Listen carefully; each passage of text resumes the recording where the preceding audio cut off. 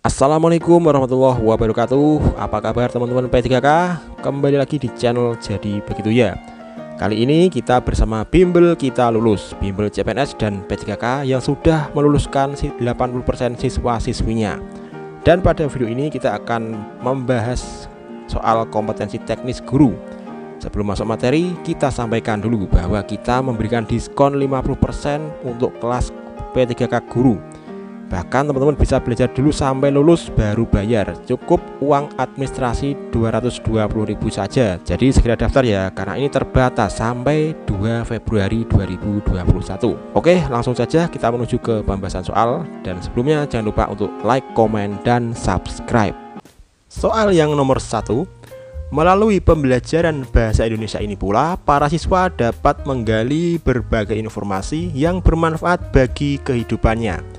Untuk itu, peran penting pembelajaran bahasa Indonesia di SD dalam kurikulum 2013 adalah A. Sebagai bahasa pembawa wahana ilmu pengetahuan, B. Sebagai bahasa pengantar dalam belajar ilmu pengetahuan, C. Sebagai bahasa resmi dalam mempelajari ilmu pengetahuan, D. Sebagai bahasa pergaulan dalam diskusi ilmu pengetahuan, E. Sebagai bahasa penghubung wahana ilmu pengetahuan. Baik, kita lihat di sini ada kata kunci para siswa dapat menggali berbagai informasi yang bermanfaat bagi kehidupannya. Dari situ kita bisa tahu kalau pembelajaran bahasa Indonesia itu bisa memberikan siswa akses ke bermacam-macam informasi yang bermanfaat. Melalui bahasa Indonesia, siswa bisa diajak untuk berselancar memperoleh bermacam-macam ilmu pengetahuan. Jadi pembelajaran bahasa Indonesia itu seolah-olah dia menjadi sarana bagi siswa untuk mendapatkan ilmu-ilmu yang baru. Nah, berdasarkan hal itu, maka jawaban yang tepat adalah yang tepat sekali, yang A. Sebagai bahasa pembawa wahana ilmu pengetahuan. Lanjut ke soal yang kedua. Guru melaksanakan pembelajaran bahasa di SD dengan memadukan berbagai komponen bahasa seperti membaca, menulis, berbicara, dan menyimak serta aspek bahasa. Prinsipnya, ketika mengajarkan bahasa juga memadukan semua aspek baik kebahasaan maupun keterampilan berbahasa. Dalam kegiatan pembelajaran tersebut, guru menerapkan pendekatan titik-titik. A. Komunikatif, B. Struktural, C. Kontekstual, D. Whole language, dan E. Kooperatif. Baik, kita lihat di sini yang dicetak miring ya kata kuncinya. Memadukan berbagai komponen bahasa seperti membaca, menulis, berbicara, dan menyimak. Kemudian memadukan semua aspek baik kebahasaan maupun keterampilan berbahasa. Jadi di dalam satu pembelajaran itu guru memadukan berbagai aspek dan juga keterampilan dalam berbahasa. Semuanya dijadikan satu dan tidak dilaksanakan secara terpisah. Misalnya membaca saja atau mendengar saja atau menulis saja, tetapi semuanya dijadikan satu dalam satu pembelajaran. Nah, dari situ kita bisa tahu pendekatan yang paling sesuai adalah yang D. Whole language, pendekatan whole language. Whole language itu sendiri adalah pendekatan yang memadukan berbagai aspek dalam pembelajaran bahasa. Misalnya membaca, menulis, mendengarkan, semuanya dijadikan satu ya, dan tidak dipisah-pisah. Itulah pendekatan whole language. Soal yang ketiga, Bu Jenny adalah guru kelas 1 SD. Bu Jenny merancang instrumen untuk menilai kemampuan siswanya dalam melakukan kegiatan membaca puisi anak sebagai bentuk ungkapan diri. Urutan aspek-aspek yang perlu dinilai Bu Jenny adalah sebagai berikut. A. Kelancaran pelafalan konten puisi, B. Penampilan, volume suara, pemaknaan puisi, C. Keberanian, pelafalan, kesesuaian ekspresi dengan makna puisi, D. Kesesuaian ekspresi, pelafalan, kelancaran ketepatan menggunakan kalimat efektif, E. Pemaknaan puisi, kemandirian, kesesuaian ekspresi dengan isi puisi, ketepatan narasumber. Oke, kita lihat di sini yang dicetak miring, membaca puisi anak sebagai bentuk ungkapan diri. Ungkapan diri itu sama saja dengan ekspresi diri. Nah, dari opsi A, B, C, D, dan E ini mana yang ada unsur ekspresi? Berarti jelas A dan B ini bukan jawaban yang tepat. Kita coret saja. Yang C, keberanian, pelafalan, kesesuaian ekspresi dengan makna puisi. Oke, bagus juga, kita simpan dulu. Yang D, kesesuaian ekspresi, pelafalan, kelancaran, ketepatan menggunakan kalimat efektif. Oh, ini kurang cocok ya, tidak ada kalimat efektif. Dalam puisi itu penggunaan kalimat efektif tidak perlu dinilai. Jadi D ini bukan jawaban yang tepat. Kita lihat yang E, pemaknaan puisi oke, kemandirian bisa juga, kesesuaian ekspresi dengan isi puisi oke, ketepatan narasumber. Nah, ini tidak perlu. Ketepatan narasumber tidak perlu dijadikan aspek untuk menilai puisi. Jadi jawaban yang tepat adalah yang C. Lanjut ke soal yang keempat. Seorang guru akan mengajarkan keterampilan menulis. Guru tersebut memulai dengan langkah berikut ini. 1. Menempelkan gambar berseri di papan tulis. 2. Siswa diminta menuliskan kalimat di bawah gambar. 3. Secara bergiliran siswa diminta untuk membaca kalimat yang telah dituliskan. 4. Mendiskusikan kesalahan penulisan kalimat. 5. Langkah pembelajaran yang tepat untuk melengkapi tahapan kelima dalam pembelajaran menulis tersebut adalah: A. Siswa menyimak penjelasan guru. B. Siswa mendengarkan pembacaan kalimat oleh siswa lain. C. Siswa menuliskan kembali kalimat yang telah diperbaiki. D. Siswa mendiskusikan penulisan kalimat di bawah gambar. E. Siswa membaca kembali kalimat yang ada di bawah gambar.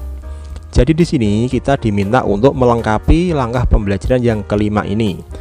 Langkah yang keempat itu mendiskusikan kesalahan penulisan kalimat. Berarti pada langkah keempat itu siswa berdiskusi mana saja kalimat yang masih ada kesalahan. Kemudian kalimat itu akan direvisi menjadi kalimat yang benar. Nah, kalau sudah begitu berarti langkah yang kelima adalah ya C. Siswa menuliskan kembali kalimat yang telah diperbaiki. Soal yang kelima. Kehidupan yang sejahtera dan harmonis dalam kebinekaan merupakan dambaan bangsa Indonesia. Untuk mewujudkan hal itu, pembelajaran PPKN di SD perlu mengembangkan titik-titik. A. Sikap bekerja sama sekaligus bersaing dalam kehidupan global. B. Nilai-nilai kebersamaan dalam hidup kebinekaan. C. Kesadaran menghormati perbedaan untuk menciptakan keharmonisan. D. Nilai-nilai kekeluargaan dan saling menghargai perbedaan. E. Nilai-nilai kehidupan yang mengarah pada keharmonisan kehidupan. Baik, kita lihat di sini yang dicetak miring, sejahtera dan harmonis dalam kebinekaan. Berarti sejahtera dan harmonis dalam situasi, dalam kondisi yang penuh dengan keanekaragaman, perbedaan. Nah, dari situ kita sudah tahu ya mana jawaban yang tepat, yang ada hubungannya dengan harmonis dalam kebinekaan, harmonis dalam keberagaman. Ya, tepat sekali yang C, kesadaran menghormati perbedaan untuk menciptakan keharmonisan. Kita lanjut ke soal yang keenam. Seorang guru SD kelas 6 dalam muatan pembelajaran PPKN berupaya meningkatkan perkembangan moral siswanya dengan memberikan kasus moral yang dilematik yang menuntut siswa menggunakan pertimbangan ketika memberikan pilihan jawabannya. Upaya guru tersebut dilakukan sesuai dengan model pembelajaran titik-titik. A. Kohlberg, B. Direct, C. Diskusi, D. Kontekstual, dan E. Berbasis proyek. Baik, kita lihat di sini ya.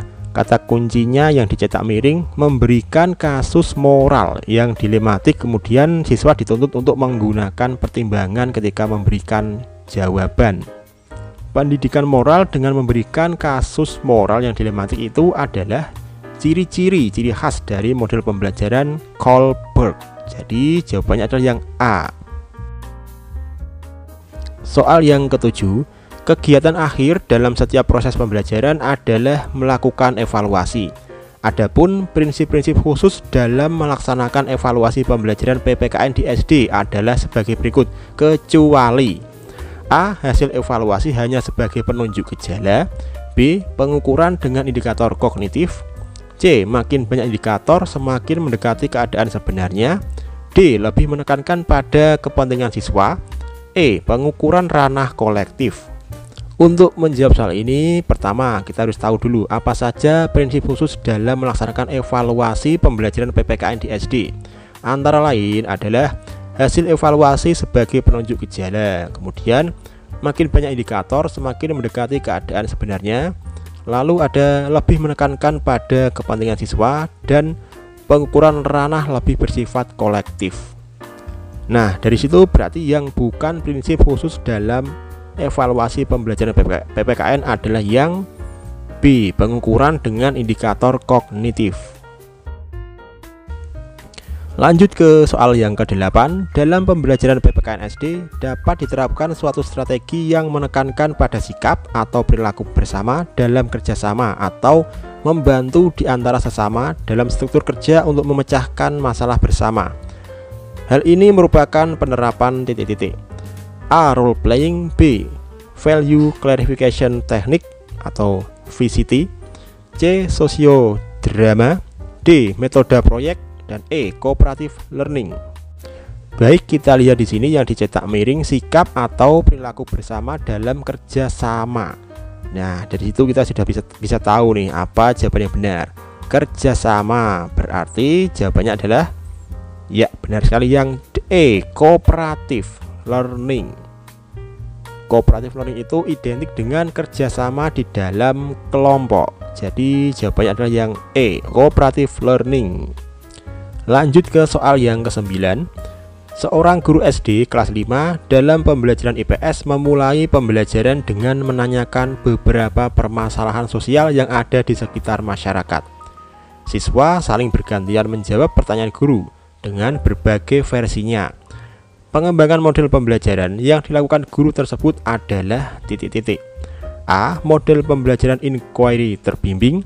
B. Model pembelajaran langsung dengan metode tanya jawab. C. Model pembelajaran kooperatif berbasis tanya jawab. D. Model pembelajaran berbasis masalah. Dan E. Model pembelajaran demonstrasi. Baik, kita lihat di sini yang dicetak miring. Menanyakan beberapa permasalahan sosial yang ada di sekitar masyarakat, lalu siswa bergantian menjawab pertanyaan dari guru dengan bahasa mereka sendiri, dengan versi mereka sendiri. Nah, dari situ sudah kelihatan nih beberapa permasalahan sosial, berarti model yang dipakai adalah ya, benar sekali yang D, model pembelajaran berbasis masalah. Cukup mudah kan? Soal yang ke-10. Suatu ketika guru IPS SD ingin menerapkan teori pembelajaran tertentu untuk meningkatkan hasil pembelajarannya yang masih belum memenuhi KKM. Guru menerapkan teori tersebut dalam kelas 4. Namun hasilnya belum memenuhi target yang ditetapkan. Hal yang seharusnya dilakukan adalah titik-titik. A. Mengganti dengan teori pembelajaran yang baru. B. Menghentikan penelitian. C. Memodifikasi tindakan dan diaplikasikan pada siklus berikutnya. D. Mengulangi kembali perlakuan pada siklus berikutnya. Dan E. Menurunkan target agar segera dapat dicapai. Baik, kita lihat di sini. Kasusnya itu guru sedang melakukan penelitian tindakan kelas untuk meningkatkan hasil belajar siswa karena belum memenuhi KKM ya. Dalam PTK itu, ketika kita menerapkan suatu metode pada pembelajaran hari ini dan ternyata hasilnya belum memenuhi target, maka akan dilanjutkan ke siklus berikutnya. Tetapi tidak hanya melanjutkan, tetapi apa yang kita lakukan hari ini harus kita ubah, kita modifikasi lagi untuk kita terapkan pada siklus berikutnya. Jadi jawaban yang tepat adalah yang C, memodifikasi tindakan dan diaplikasikan pada siklus berikutnya. Oke, itulah tadi belajar bersama kita pada video kali ini. Semoga memberikan manfaat kepada teman-teman semua. Kita ketemu lagi di video berikutnya. Sekian dari saya. Wassalamualaikum warahmatullahi wabarakatuh.